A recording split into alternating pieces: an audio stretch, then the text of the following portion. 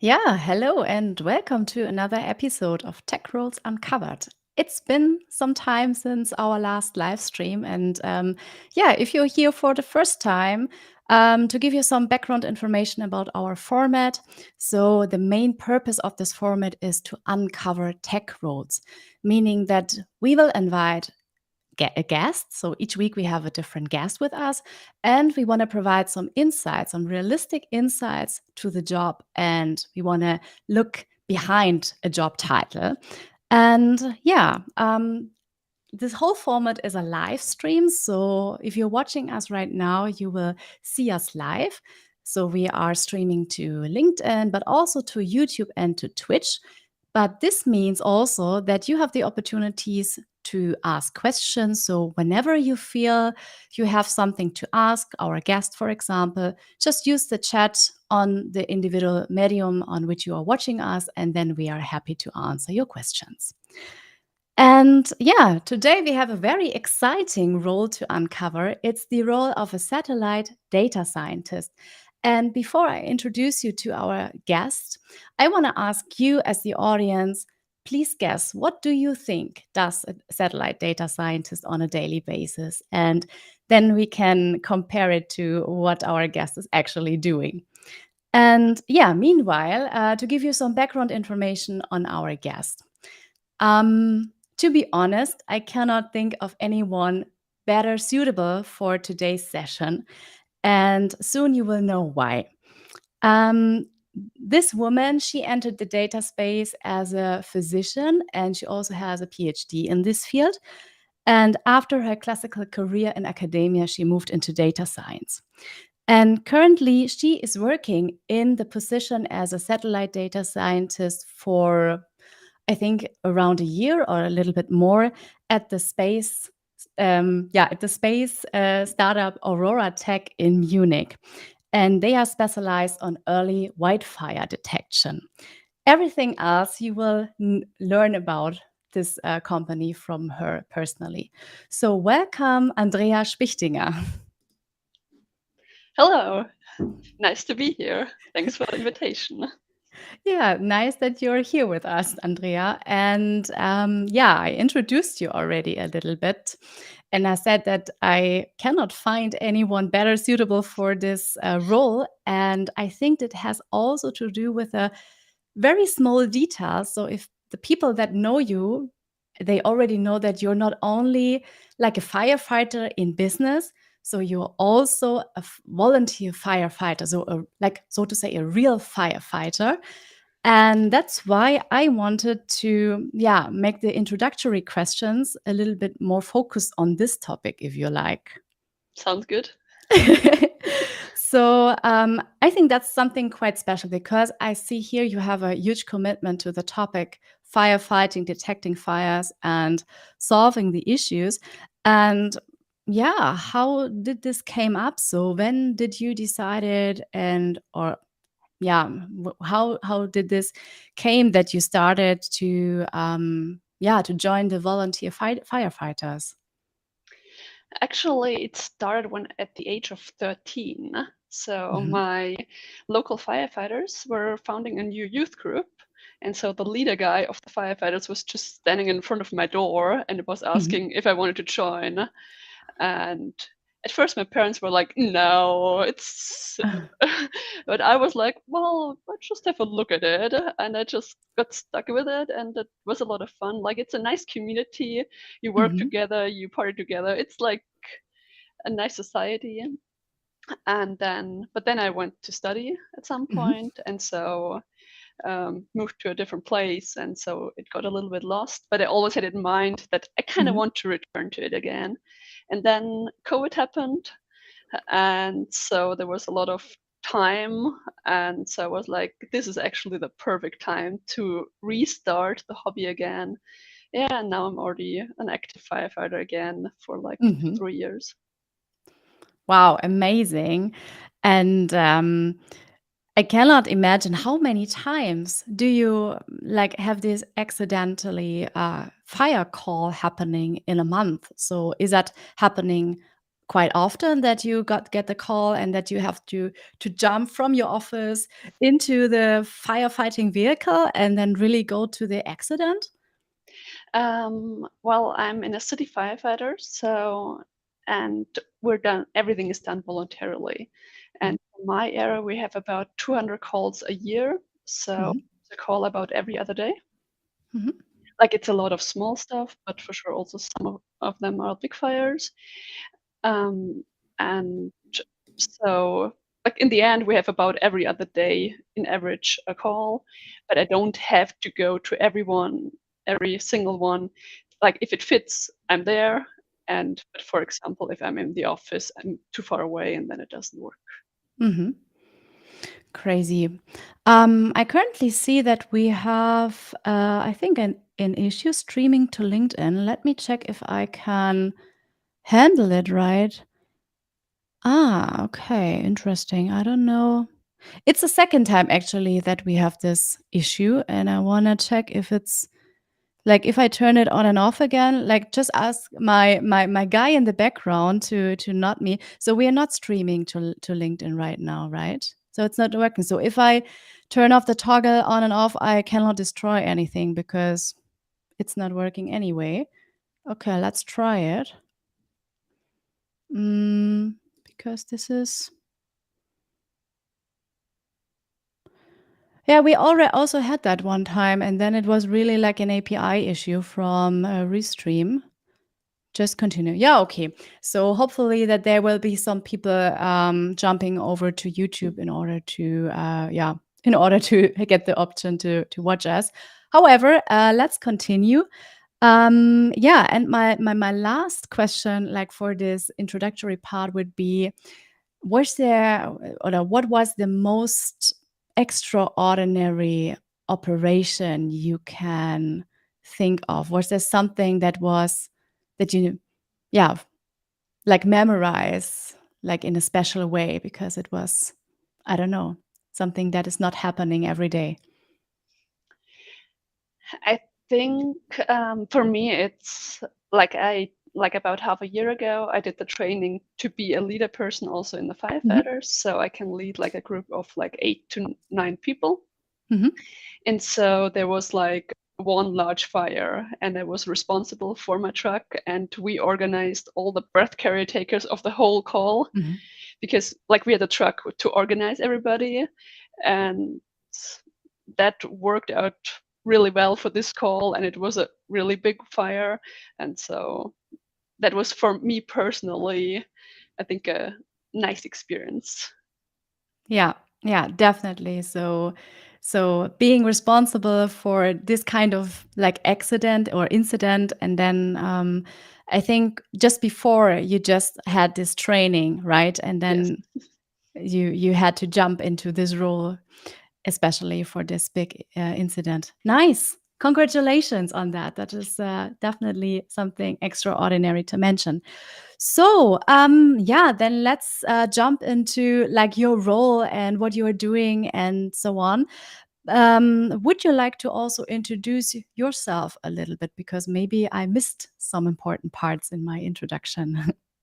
Sure. Like, as you already said, I'm a physicist by training, so I did my bachelor's and master's, and then I actually swapped to industry Mhm. and started with like as a data scientist in mechanical engineering. So worked for a company which does bottling, and which is in the food industry, and which is actually one of the biggest. It's a world leader, Mhm. and I was analyzing those data. Mhm. And this company also gave me the possibility to do a PhD next to it, which Mhm. was like really awesome. And when the PhD was done, I was like, I like my job and it's quite cool, but I just have a look what else is there to do. And then I bumped into OroraTech and was like, okay, that's awesome. It just fits with what I'm interested in and my skills. And so I was like, okay, and it's an opportunity to learn a lot more. Mhm. Then I decided, okay, I will just apply for it and have a look if it works out. And Yeah. so since a year, I'm now at like, yeah, actually quite a bit more than a year now. Mhm. I'm at OroraTech as a Wow. satellite data scientist. Wow. So OroraTech is a space tech startup. Would you like to give us more like information? What are you doing? What is this company, and what's the main purpose of OroraTech? Like one of the main purposes is serving the firefighter use case, like the Mhm. wildfire use case. So we want to detect wildfires all around the world as early as possible and also monitor them. Mhm. And for that, there are already some satellites up there for sure, from, for example, ESA or NASA and Mhm. other companies, and we integrated all of them into our system and also already provide this data to our customers. But there are some times where there is no satellite passing over an area on the world. Mhm. And that's, for example, especially in the afternoon. Like there is no satellite up there in those specific orbits. But that's really important for the fire Mhm. detection use case. And so what we're doing is we're building our own satellites. Mhm. So those are like CubeSats. They are just like they're tiny. It's like shoebox sized. Like Oh. it's really a flying shoebox, pretty much, Mhm. um, with our cameras in it. And we're shooting those satellites exactly into those gaps to fill them, to fill Mhm. the data gaps, and so that we have a continuous monitoring. And we started launching the first one last year, which was our precursor, so our pretty much prototype, where we tested a lot of stuff on and learned a lot.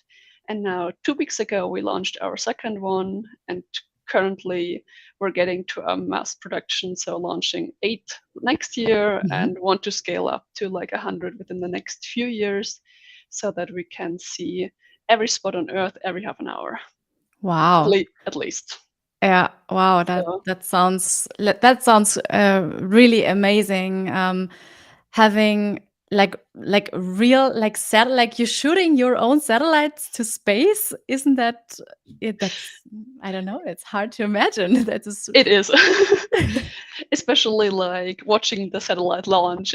It's a yeah, it's fascinating. And then getting the first data and you're like, oh, did crazy. everything work So out? the left part behind your head, this is the picture of one of your satellites. Exactly, like this Mhm. one is the one we launched 2 weeks ago.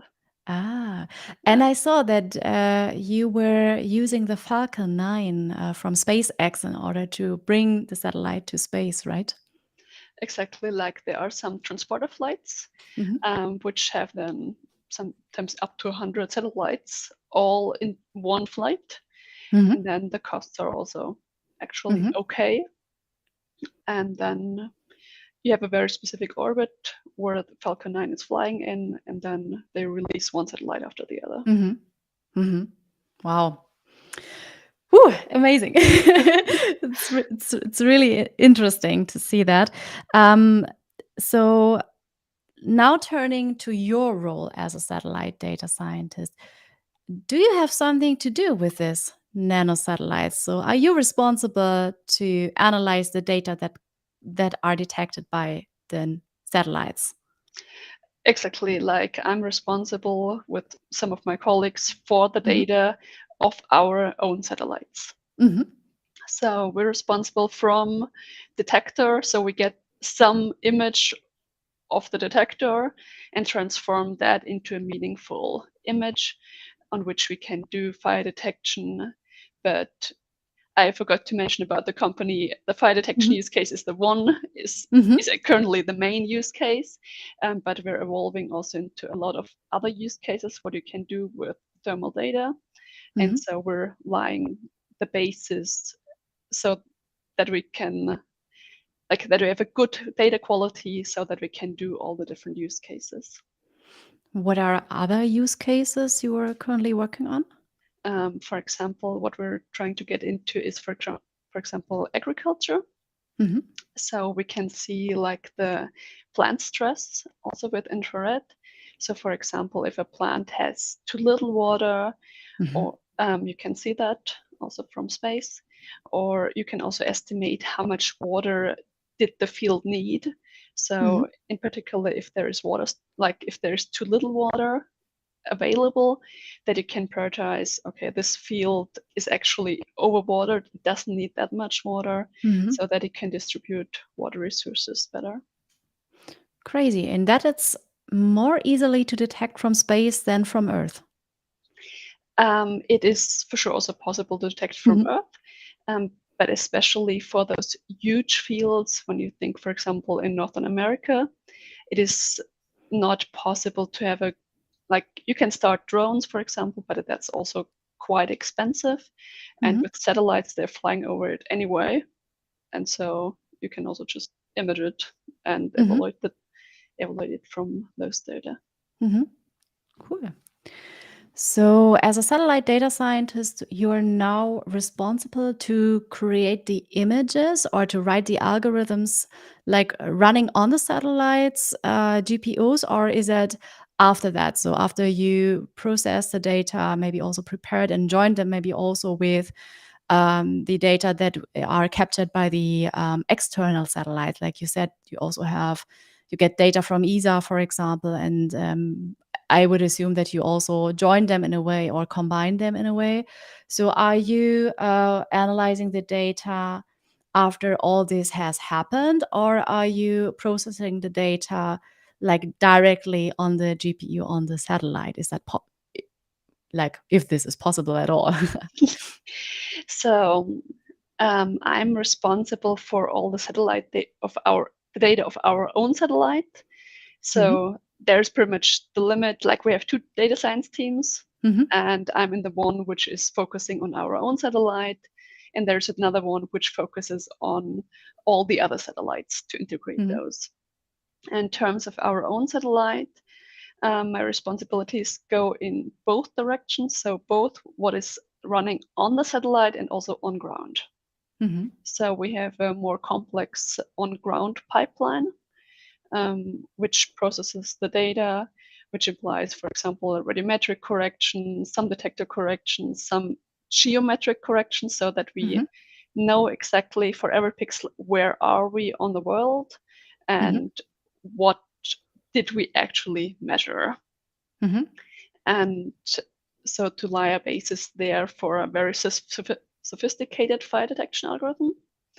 And at the same time, we try to get all this pipeline in a slightly reduced form up to the satellite and also detect fires directly on the satellite.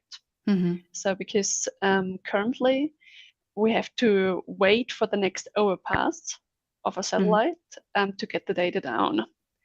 So a satellite is kind of like an edge computer, with the main difference that you don't have constant access to it. There are specific ground stations, and if the satellite is flying over the ground station, you can connect to the ground and send up the things what the satellite should do and send down the images. And so you have to wait for the next ground station overpass to get the data, and this introduces some delay. And with calculating the fires already directly on the satellite, we can reduce this time and detect the fires directly on the satellite, then communicate from our satellite to other satellites, and they send it down because they are over ground station, and then yeah, that's smart. Yeah. and then get the fire information down as fast as possible. Wow. And are you also writing then the algorithms for the actual monitoring and the alarming systems, like to detect the fire? Is that also part of your job? On the satellite, yes. On ground, it's we mainly hand over the data to our neighbor team. Okay, yeah, I think otherwise it's like getting huge Yes. with all the different tasks. So, how would you describe what is like, how does a typical day look like? So, how do you start working? What are you doing in the morning, in the afternoon? Do you have like bigger focus times in which you are working like on your current tasks? For me, it varies a lot. Mhm. Like I don't have that terribly many meetings really. Mhm. Like we're organizing everything via Slack, so everybody can pretty much work when and where you want. The most important thing is that you're most productive, so you Mhm. choose how your style of working. And so our whole communication is like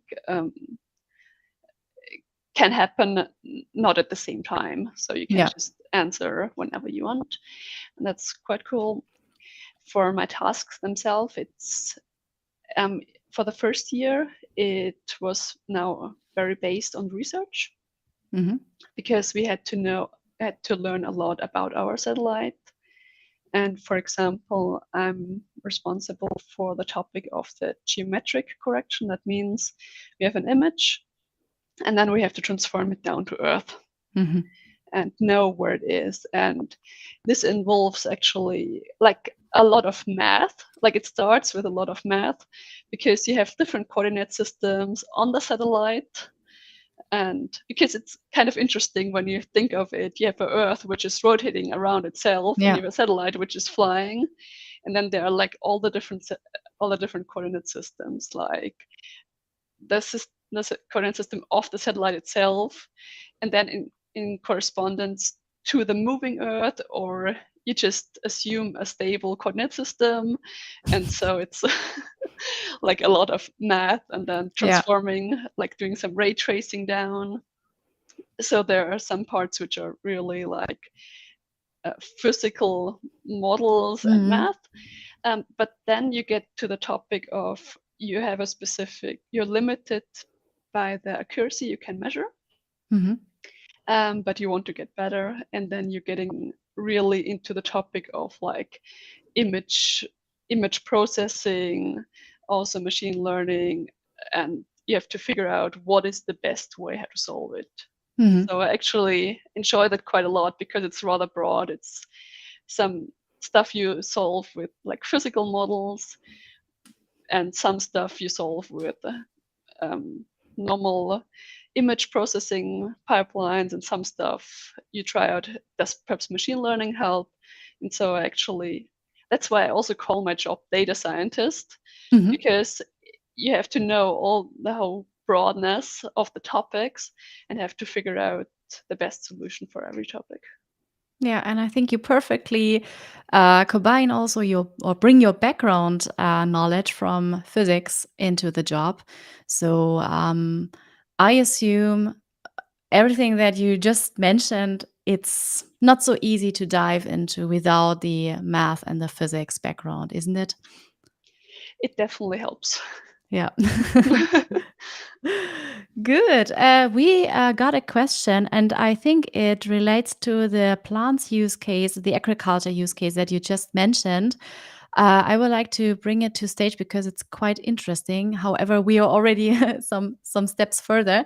So I will read it out. How can you detect water levels in plants from image captured from so far? Is it the magic of highly sophisticated cameras or image processing, and what else is involved? It's a very interesting question. Um, like it depends on the style of camera you have on it, like in which spectrum you're imaging. And so we have infrared cameras on it. So what we're actually measuring is temperature. Mhm. And so, for example, if you can see it like those are images, like infrared images, and there you can see, for example, the ocean is cooler than the land and mountains and so on. And so we're pretty much measuring the temperature of the plant in different infrared spectra. And there are some sophisticated algorithms which analyze exactly in which spectrum does the water evaporation lie, and how do you calculate out of those temperatures those measures. Okay, so when temperature in the sea is rising, it doesn't make a huge difference to the models you just trained. So do you have to retrain the models right frequently, or doesn't? Yeah, maybe it doesn't make any. maybe it's just a big difference that you don't have to recalculate it. Like the most important thing for us is that all the data is radiometrically corrected. Mm-hmm. And so when we have to know, for example, which plant is it. Like it depends on the plant. Ah, okay. Mm-hmm. Depending on the plant, the different plants have different, for example, reflection and Mm-hmm. absorption characteristics. And so there are specific models which can combine this. Mm-hmm. Okay, good. I would like to dig a little bit deeper into your task. You just mentioned that you did a lot of research in the past year because, yeah, you were short before the launch of the first satellite. And therefore, you also provided me some more detailed information on how you would approximately distribute it on your overall time. Yeah, thank you very much, first of all, for that. So the research part is this 50%. I think that correlates to last year. Is that something that is it still valid for today? It will change drastically for the next year Mm-hmm. because our first satellite was the learning prototype. Mm-hmm. And so there we tried out a lot of things and figured out a lot of things. So the first year was rather research based, but Mm-hmm. now it's more and more getting into the coding Mm-hmm. and getting our pipelines really stable and stable on ground, stable on Mm-hmm. orbit, stable all around the world, which is Mm-hmm. always a fun thing to do because the Earth is actually rather diverse Mm-hmm. in terms of landscapes and clouds and other things. And for example, in the research this year, I was also had the opportunity to stay for a research stay at ESA. Mm-hmm. So I was like for 3 weeks in Rome at ESA Esren, and there could collaborate a lot with the ESA colleagues, which was really, really nice. Wow. So how do you collaborate with either? Is that they like researching on similar topics as you do, so that you can exchange experience, or maybe also using like exchange data to make your measurements and research on? In general, as a company, we collaborate with ESA on on several levels. Mm-hmm. Like we also get a lot of money, and they support us in our missions, in some of them. And for my stay, I was like in the field lab, which is an explicit research lab in ESA. So there Mm-hmm. are AI experts from all of Europe, which are specialized on Earth observation. Mm-hmm. And they all have their own topics, but they have a really good knowledge base. And as a company, you can apply, and the company can send people to that lab for a specific time, Mm-hmm. and you just discuss with those people there, and it's a really good learning opportunity. Wow, cool. So learning from each other, even though like they are focusing on quite some different topics, but however, maybe like using different or a similar methodologies and like in the place how you process and analyze the data. Exactly. Some of them are working on very similar topics, some Hmm. on others, but they all have a really broad research Hmm. background, and so it's really cool to be there. Hmm. Nice. And so for the coding part, currently it's 20% of your time that you are like dedicating to coding. And you mentioned that you are like building and optimizing your pipelines. Could you also like explain in more details what kind of pipelines do you mean by that? Um, like we're building our own pipelines, Hmm. so we have like within the last year, like a big like some part of this percentage is like also building up the pipeline and actually doing a lot of architecture decisions. Hmm. For example, like we're setting now on a framework which can support Python, C++, and CUDA Hmm. because we have different use cases. So we have the more data science-y algorithms, and for Python, and Python is like the best Mhm. coding language for that. And it just allows us to be fast. But then we have some steps which are computationally like very challenging. And so we have a GPU, and we also have a GPU on board of our satellite, so we can use Mhm. that. And so we optimize some of the algorithms then also in CUDA. That's then what my colleague is more doing. Like I'm more in integrating the algorithms into the pipeline. Mhm. And like you can imagine it, we, like the team before us, like in front of us, is providing us the data, and Mhm. then we pull them, let it run through our whole pipeline, like a lot of steps. And depending on the configuration, we go different paths, because depending on which camera we're processing and which satellite we're on, and preparing everything for the constellation next year of the 8 satellites and more. So trying to figure out how can we do the whole pipeline that it scales nicely Mhm. over the next years, and then provide in the end the data as an API again, Mhm. so that that other teams can access it, or also other customers. Mhm.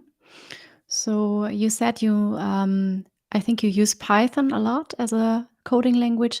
Do you also use other programming language, like in your job right now?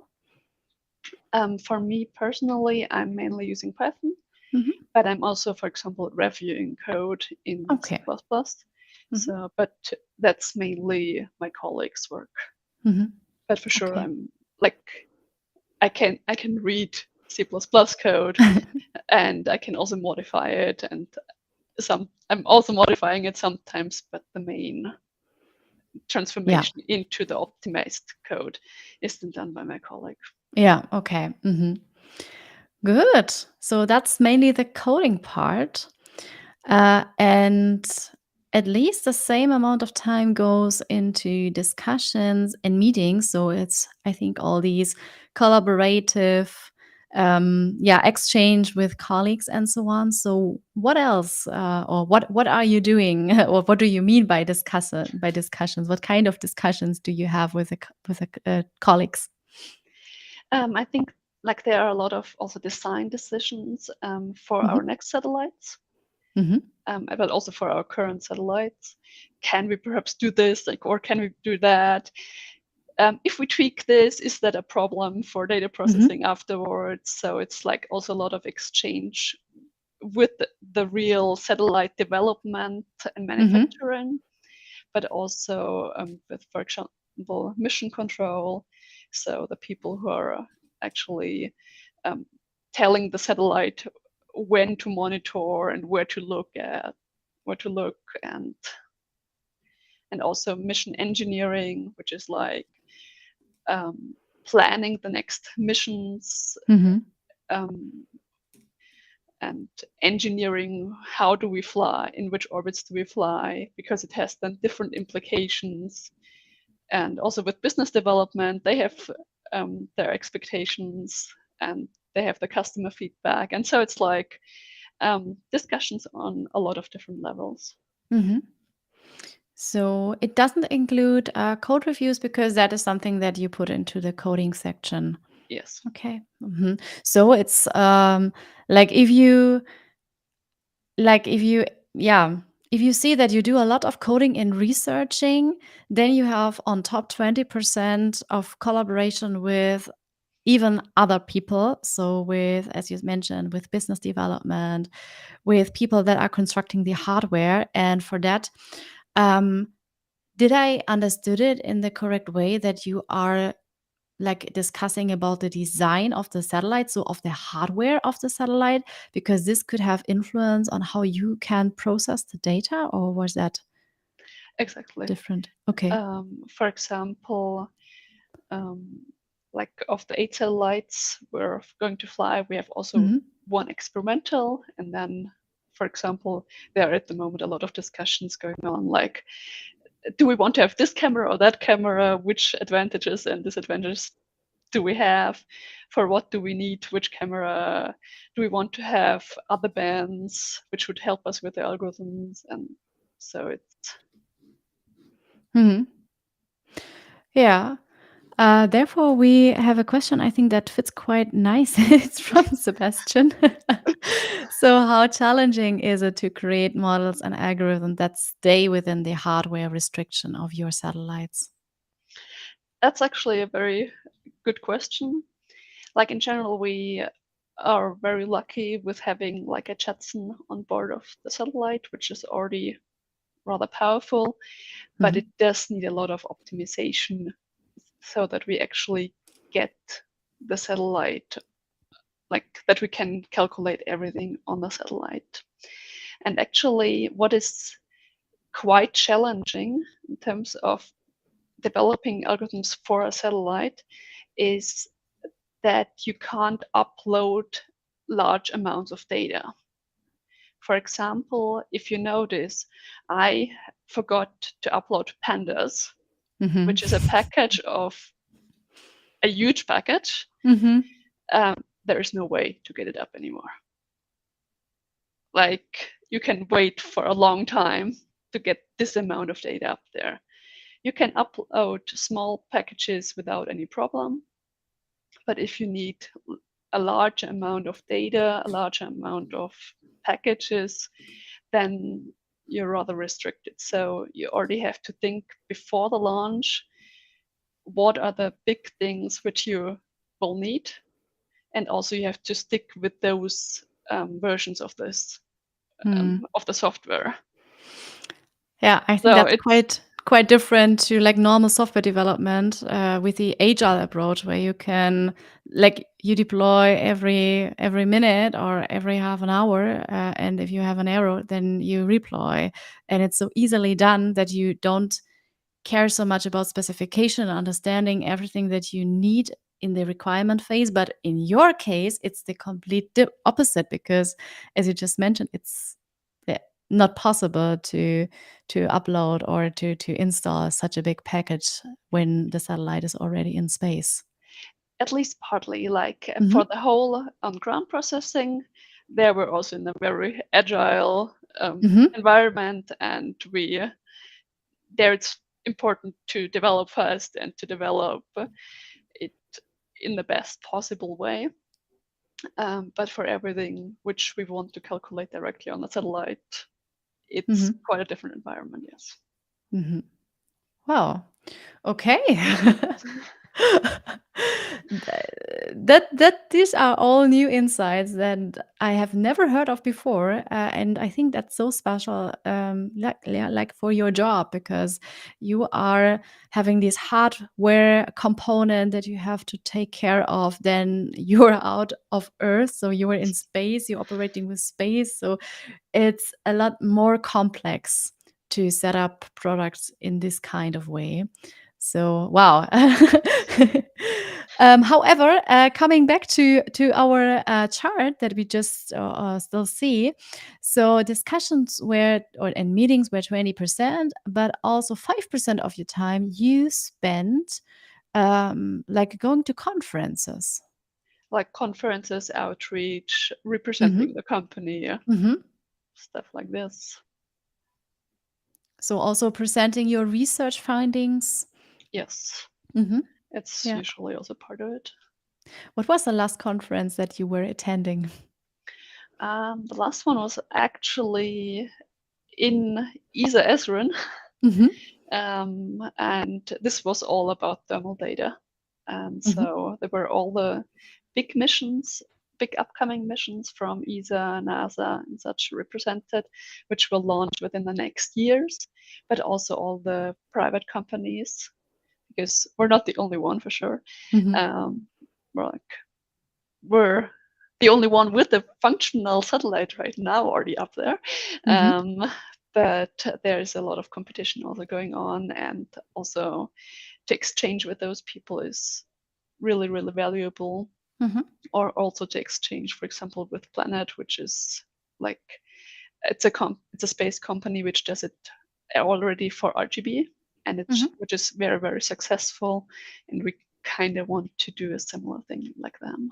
And Mhm. so to exchange with them, it's really interesting. Wow. And yeah, and the last 5% is on any other tasks. So, do you have any example what falls into this bucket? For example, with first one, we already wanted to present what we are capable of. Mhm. And this implies, for example, there were some very devastating fires Mhm. in, for example, in Chile, or this year, especially in Canada. And Mhm. so we have, for example, also in Quebec, like this was really crazy. And so we supported those fire communities with our data. But our data pipeline was not yet fully functional. And so that also implies some manual work, Mhm. so that we can support those communities. Mhm. Okay. Thank you very much on that. I'm trying to get rid of this one. So, and then directly come to the next question that we got from Nicola that I want to bring to stage. This is super interesting. Yes, I agree. So, how can data fusion technique, radar data, and optical data help detect and predict wildfires? Um, it definitely, like, there are different approaches in terms of you can detect wildfires in different ways.